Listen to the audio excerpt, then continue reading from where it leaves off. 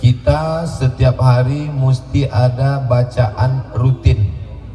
Bacaan rutin itu namanya wirid. Karena sering dirutinkan tiap hari Jumat baca Yasin, maka selalu disebut dengan wirid Yasin. Seminggu sekali. Tapi sebenarnya wirid kita ini sehari 2 kali. Habis subuh sekali, habis maghrib sekali. Kenapa habis subuh? Karena awal hari itu subuh. Kenapa habis maghrib? Karena awal malam itu maghrib. Kalau terjadi sesuatu di siang hari, kita sudah baca habis subuh. Kalau terjadi sesuatu di malam hari, kita sudah baca habis maghrib. Sependek-pendek wirid, bacaannya 10. Pagi ini kita akan baca bersama insya Allah. Istighfar 3 kali, Al-Fatihah sekali, Kulhu 3 kali, Al-Falaq sekali, An-Nas sekali, awal Al-Baqarah sekali, ayat kursi sekali, ujung Al-Baqarah 3 ayat sekali, solawat dan tahlil la ilaha illallah. Bagi yang ingat diulang balik, bagi yang tak ingat bisa ditonton ulang di channel Ustadz Abdul Somad Official. Subscribe, like, share, and comment. Ini namanya wirid. Makanya kata ulama, bukan hadis Nabi, man laisa lahu wir fahuwa qir. Man laisa lahu wir fahuwa qir. Siapa yang tidak punya wirid berarti dia qir. Qir itu bahasa Inggrisnya sibin. Siapa yang tak punya wirid maka dia monkey. Kalau kecil, kalau besar King Kong. Nah, inilah wirid yang dibaca. Itulah yang diamalkan ulama kita dari dulu. Kalau kebetulan ada yang meninggal, dibaca, dihadiahkan pahalanya. Disebut acara malam tahlil. Kalau kebetulan malam Jumat, undangan di rumah orang, daripada diam tak ada baca apa-apa, yang 10 ini jugalah yang dibaca mereka. Ini membaca yang 10 ini adalah sunnah Rasulullah sallallahu alaihi wasallam. 10. Pertama istighfar. Istighfar sunnah. Man lazimal istighfar, siapa yang membaca istighfar, ja'alallahu lahu min kulli dhiqin makhraja. Segala kesempitan hidupnya diberikan Allah kelapangan. Wa min kulli hammin faraja. Segala kesusahannya diberikan kemudahan. Wa razaqahu min haitsu la yahtasib. Diberi rezeki dari jalan yang tak disangka-sangka. Sunnah. Membaca Al-Fatihah. Membaca Al-Fatihah sunnah. Al-Quran, Zabur, Taurat, Injil, Suhuf, semua kitab terangkum dalam Al-Quran. Semua isi Quran terangkum dalam Al-Fatihah. Disebut dia dengan Al-Fatihah. Fatih pembuka. Segala yang tertutup dibuka dengan Al-Fatihah. Pintu anak tertutup, pintu hatinya buka dengan Al-Fatihah. Pintu jodohnya dibuka dengan Al-Fatihah. Yang sudah dibuka, yang buka lagi, nanti datang sekali lagi. Pintu rezeki tertutup. Itulah makanya ulama kita sebelum membaca selalu mengatakan ala hazihin niyah wa kulli niyatin sholihah Al-Fatihah wa rahmatullah. Jangan dibaca sekarang, nanti kita baca sama-sama. Al-Fatihah disebut dia dengan as-sabu al-masani, 7 yang diulang-ulang, karena dia adalah 7 ayat yang diulang pagi, petang, siang, malam, subuh, zuhur, asar, maghrib, isya, duha, tahajud, witir. La salata liman lam yaqra bi Fatihatil Kitab. Tidak sah salat bagi orang yang tidak membaca Al-Fatihah. Maka ibu ajarkan ke anak Al-Fatihah, bapak ajarkan ke istri Al-Fatihah, istri mengajarkan ke cucu Al-Fatihah, supaya kita mendapatkan amal jariah. Walaupun kita bukan profesor, bukan ustadz, bukan buya, bukan abu, bukan abi, bukan tengku, bukan ulama, kita ajarkan Al-Fatihah, mengalirlah pahalanya ke kita sampai hari kiamat, karena kita sudah mengajarkan salah satu dari rukun sholat yang dibaca. Bagi yang belum mengajarkan, nanti pulang dari sini ajarkan anak istrinya. Istrinya panggil, oh my darling, aku mau ngajarkan kau Al-Fatihah. Apa kata istrinya? Kau mau ngajarkan Al-Fatihah? Lebih dulu aku khatam daripada kau lagi. Walaupun bapak itu tidak pandai mengaji, dia sudah mau mengajarkan Al-Fatihah. Walaupun ibu sudah hatam satu Ramadan 3 kali, walaupun ibu juara musabaqah tilawatil Quran, kalau dia mau mengajarkan, maka ibu tinggal ngangguk aja. Iyalah bang, daripada kau mabuk. Setelah Al-Fatihah, kul huwallah. Bagaimana dengan kul huwallah? Kul huwallah adalah sunnah. Ada sahabat Nabi dilaporkan ke Nabi, ya Rasulullah, ya, ini ada sahabat yang membaca Al-Fatihah, membaca habis Al-Fatihah dia baca kul huwallah dari mulai sholat isya, tahajud sampai subuh, ayatnya kul huwallah tak ganti-ganti. Ya Rasulullah, apa hukumnya membaca kul huwallah tak ganti-ganti? Apa kata Nabi? Innaha la ta'dilu sulusal Quran. Satu kul huwallah 3 kali, satu kul huwallah sepertiga Al-Quran. Membaca kul huwallah 3 kali, sepertiga, maka seperti khatam Al-Quran. Tapi jangan gara-gara udah baca 3 kali tak baca Quran lagi. Itulah mengapa selalu membaca kul huwallah itu 3 kali. Ada sahabat Nabi, setiap selesai membaca ayat dia baca kul huwallah, setiap baca Al-Fatihah dia baca kul huwallah. Dilaporkan ke Nabi, ya Rasulullah, ini imam kami ini aneh, setiap baca Al-Fatihah baca ayat baca kul huwallah, setiap baca Al-Fatihah baca kul huwallah. Apa kata Nabi? Tanya dia, kenapa dia baca kul huwallah? Ditanya, kenapa kau baca kul huwallah? Inni uhibbuha, aku cinta kepada kul huwallah. Lalu apa kata Nabi? Hubbuka iyyaha adkhalakal jannah, cintamu kepada kul huwallah memasukkan engkau ke dalam surga. Inilah dalil yang dicari bapak-bapak selama ini, yang kalau tahajud sama istrinya sholat malam tak pernah dapat ayat lain. Kenapa abang kalau tahajud ayatnya tak pernah lain, kul huwallah terus? Sebetulnya aku banyak hafal ayat lain mah, tapi ini yang paling afdol. Kenapa dibaca Al-Falaq dengan An-Nas 11 ayat? Datang orang Yahudi. Orang Yahudi ini suka menyihir, menyantet. Rambut Nabi dicuri, diikat 11 simpul, dimasukkan ke dalam sumur. Malaikat Jibril ngasih tahu, ya Muhammad sallallahu alaihi wasallam, orang Yahudi mencuri rambutmu. Makanya kalau ada di Banda Aceh ini orang yang suka mencuri rambut, mencuri kuku, mencuri bulu, mencuri ludah untuk disantet, disihir, itu berarti orang Yahudi, orang Israel yang nyasar ke Banda Aceh. Anak lajang lewat anak gadis, suka jatuh cinta. Hai adik, mau nggak nikah sama abang?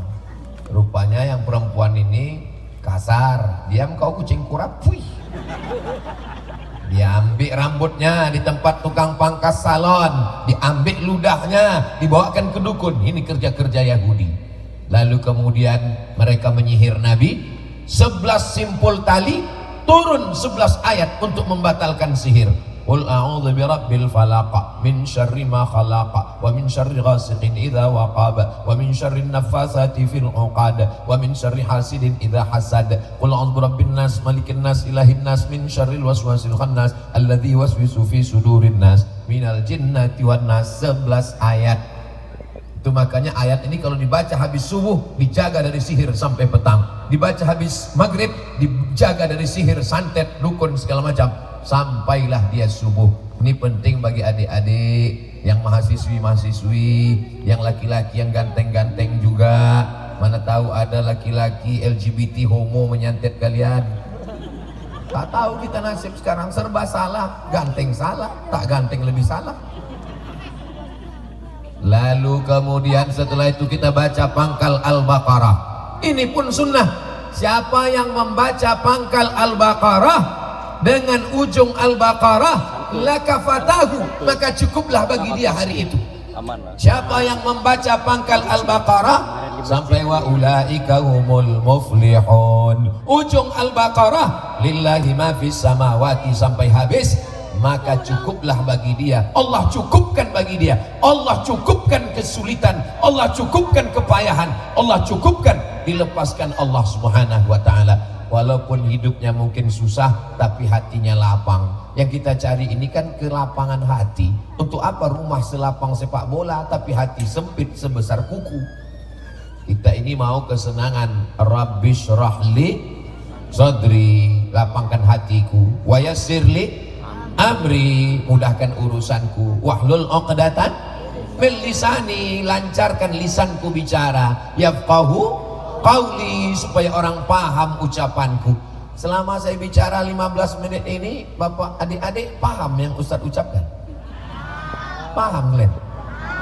Alhamdulillah. Sempat mereka bilang tidak, paksa ulang dari awal.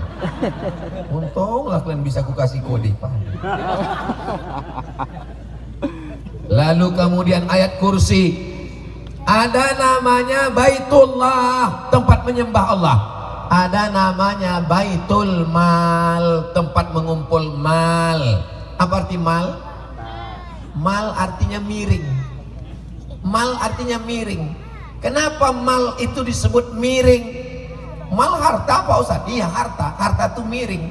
Karena kalau ada masjid di kanan, mall di kiri, hati kita kemana miringnya? Ke mall. Nah, itulah maka disebut dia the mall. Buktinya apa? Buktinya parkir mall lebih besar daripada parkir masjid. Betul. Betul atau tidak? Betul. Oh, betul kata jamaah. Padahal saya ragu tadi. Mal artinya miring. Hati kita miring ke sana, miring ke harta. Lalu kemudian ada namanya Baitul Mal. Jangan gara-gara tausiah pagi ini aku mau bayar zakat kemana? Ke Baitul Mal. Baitul Mal tetap. Yang menjaga Baitul Mal ini namanya Abu Hurairah. Siapa namanya? Abu Hurairah jaga Baitul Mal. Malam-malam datang pencuri kurma, diambilnya kurma dari Baitul Mal, ditangkap sama Abu Hurairah. Kau pencuri kurma, ku tangkap, ku bawa kau nanti ke Nabi. Janganlah bawa aku ke Nabi Abu Hurairah. Ini yang kucuri ini kan tak sampai 1/4 dinar. Kalau 1/4 dinar baru potong tangan. Aku pupakin miskin susah. Aku ini minta ini untuk makanku. Kalau kau lepaskan aku, ku ajarkan kau doa supaya tidak diganggu setan. Apa doanya? Baca ayat kursi, maka kau tidak akan diganggu setan. Dilepaskan Abu Hurairah. Habis itu Abu Hurairah mengadu ke Nabi, ya Rasulullah, ya tadi malam ada pencuri kurma mau kutangkap, tiba-tiba dia mengatakan dia susah, akhirnya ku lepaskan. Kata dia kalau baca ayat kursi maka selamat dari gangguan setan. Kata Nabi, itu yang kau tangkap lakazub, dia tidak pernah jujur, bohong terus cakapnya, kecuali yang satu yang tadi malam dia jujur. Siapa dia ya Rasulullah? Dialah setan. Rupanya yang ditangkap Abu Hurairah tadi malam itu adalah setan yang wajahnya dia rubah menjadi manusia. Jin. Jin itu takutnya pada apa Pak Ustaz? Ayat kursi. Dari mana tahu? Dia mengaku. Ada satu lagi jin yang takut, menengok tempat permak jin. Takut dia kena permak sama jin. Bapak Ibu yang dimuliakan Allah Subhanahu wa taala, jin selalu ada drone di atas. Tolong sohibul drone, hidupkan kameranya. Kita semua lambaikan tangan ke atas. Sallallahu wasallam ala nabi sayyidina Muhammadin wa alihi wa sahbihi ajma'ina. Allah sallallahu wasallam ala nabi sayyidina Muhammadin wa alihi wa sahbihi ajma'ina. Cukup, jangan lama-lama nanti ketiak basah. Kita suruh aja kawan pingsan di sebelah. Apalagi tadi lupa mengasih bedak. Yang kuat-kuat. Sampai mana tadi? Lupa pula aku jadinya. Sampai ayat kursi. Ayat kursi itu adalah puncak tauhid. Siapa nama Tuhan kita? Allah ada dalam ayat kursi. Allah. Adakah Tuhan selain Allah? La ilaha illa huwa. Apakah Allah itu hidup? Saking groginya, hidup Pak Ustaz. Hidup Pak Ustaz. Al-Hayyu, Allah Maha Hidup. Apakah Allah mengatur hidup kita hari ini? Al-Qayyum. Apakah Allah itu mengantuk, lesu, letih, letoy, loyo, lunglai? La ta'khudhuhu sinatun wa la naum. Siapa pemilik langit dan bumi? Lahu ma fis samawati wa ma fil ard. Adakah yang bisa menolong saya kalau Allah tidak izin? Man dzalladzi yashfa'u 'indahu illa biiznih. Apakah Allah tahu kalau adik-adik menipu ayah dan ibu? Ya'lamu ma baina aydihim wa ma khalfahum wa la yuhituna bi syai'in min 'ilmihi illa bima syaa'. Apakah Allah kuasa? Wasi'a kursiyyus samawati wal ard. Sulitkah Allah mengasih makan cacing dalam tanah? Wala ya'uduhu hifzuhuma wa huwal 'aliyyul 'azim. Itulah makanya kalau dibaca ayat kursi, kuat tauhid kita, kuat akidah kita, kuat iman kita, setan jadi lemah. Betul? Oh, saya nggak percaya Pak Ustaz. Kemarin saya ke rumah sakit, ke ruang ICU, ada jamaah kerasukan setan. Saya bacakan ayat kursi, Allahu la ilaha illa huwal hayyul qayyum la ta'khudhuhu sinatun wa la naum. Diludahinya muka saya Pak Ustaz. Kata Ustaz Somad, kalau dibacakan ayat kursi setannya lari, ini malah setannya ketawa. Kik. Terus ditanya, setan, kenapa kau ketawa? Karena yang membaca itu ulahnya macam setan juga. Dia sudah melanggar kode etik, sesama setan dilarang saling mengusir. Jadi bukan masalah gunnya, tapi man behind the gun. Bukan masalah ayatnya, ayatnya betul, tapi orangnya yang tak betul. Maka betulkan diri kita, kita baca ayatnya, maka setanlah. Umar bin Khattab belum baca ayat kursi, baru diam. Apa kata Nabi? Ma salakta fajjan qattu illa salaka syaitanu fajjan ghaira fajjika. Hai Umar, kalau kau lewat di jalan ini, setan mutar di jalan lain, takut berpapasan dengan setan. Kalau Umar bin Khattab lewat di jalan Sudirman, setan lari pontang-panting jalan lain. Kalau Ustaz Somad, satu perjalanan sama setan. Saudara yang dimuliakan Allah Subhanahu wa taala. Jadi kalau iman kita kuat, maka setan menjadi takut. Maka kita baca selalu a'udzubillahi minasyaitonir rajim. Ustaz, tolong ruqyah Pak Ustaz. Siapa yang mau dikuryah Bu? Diruqyah Bu? Suami saya Pak Ustaz. Kenapa diruqyah? Gatal kali dia Pak Ustaz. Aku tengok di WA-nya itu macam-macam, semua di WA-nya. Kepala sekolah anakku pun di WA-nya juga Pak Ustaz. Kemarin rajin kali dia ngambil rapor, rupanya ada guru yang mau diintipnya Pak Ustaz. Diruqyah lah Bapak tadi, Allahu la ilaha illa huwal hayyul qayyum la ta'khudhuhu sinatun wa la naum. Not responding. Enggak ada respon apa-apa. Pas ditanya, Bapak ada rasa kepanasan? Enggak. Rupanya pas ditelusuri, ditanya, kata setan, aku nggak pernah goda dia. Memang laki kau tuh hantu gitu.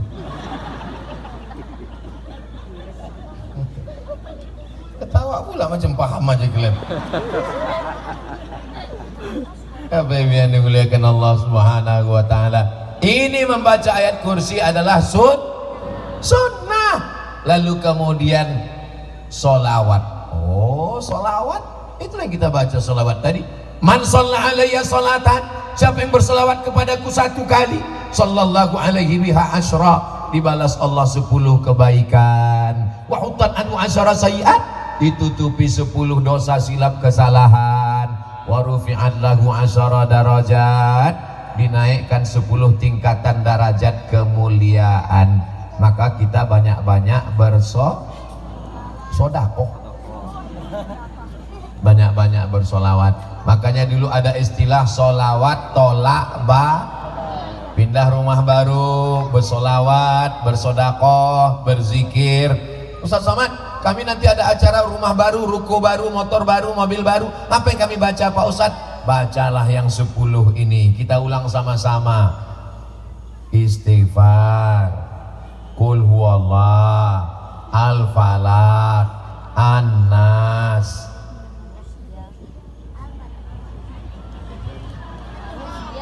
Saya pula lupa. istighfar, al-fatihah, qul huwallah, al-falak, an-nas, awal al-baqarah, ayat kursi, ujung al-baqarah, solawat, baru yang terakhir afdalul zikri la ilaha illallah. Bapak Ibu, kalau saya berceramah tiba-tiba di tengah ceramah itu saya nanya, nggak usah dijawab, nggak usah stres, karena nanti yang saya tanya itu saya jawab sendiri. Nah sekarang yang 10 ini kita baca. Kalau kebetulan pergi ke rumah sakit, diminta menjenguk orang sakit, ini adik suamiku sakit, ini biniku sakit, ini ayahku sakit, ini emakku sakit. Terus pas di dekat rumah sakit orang sakit itu gini aja, apa yang mau dibacakan? Bacakanlah yang 10 ini. Pak Ustadz, nanti di rumah kami ada malam tahlil, Ustadznya tak datang. Lalu kita di situ berkumpullah semua, ada orang Medan, ada orang Papua, ada orang Sulawesi, ada orang Aceh. Pasti yang akan disuruh mimpin doa orang Aceh. Kalau tahu bacaannya, itulah kita baca yang 10 nih. Kalau tak tahu, paksalah doa, nggak boleh kuat-kuat, pelan-pelan aja.